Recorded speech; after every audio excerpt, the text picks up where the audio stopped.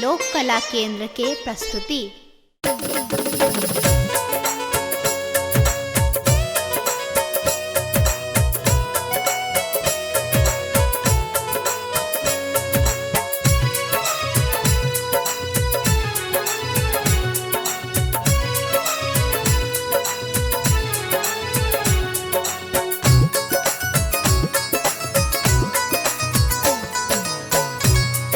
असर जादू न टोना के,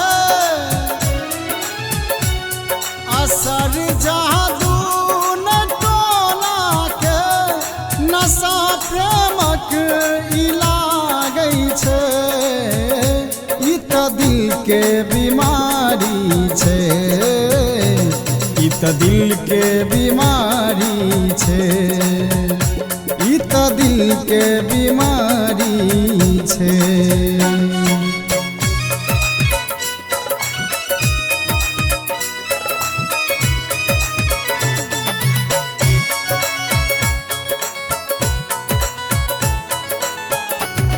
लागत कहीं नहीं मिस्री सन, भरत नहीं मन पियब सदिखन,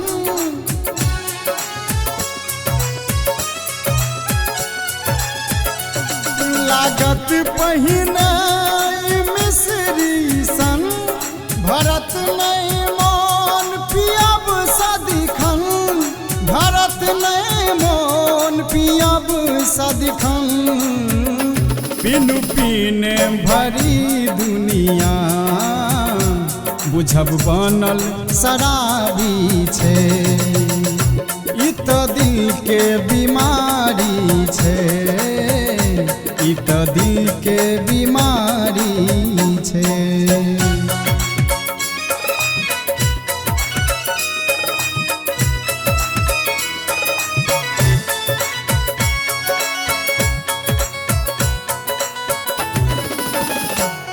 रहत नहीं लाग प्रियतम जो, मारत दिल तीस हाले सा,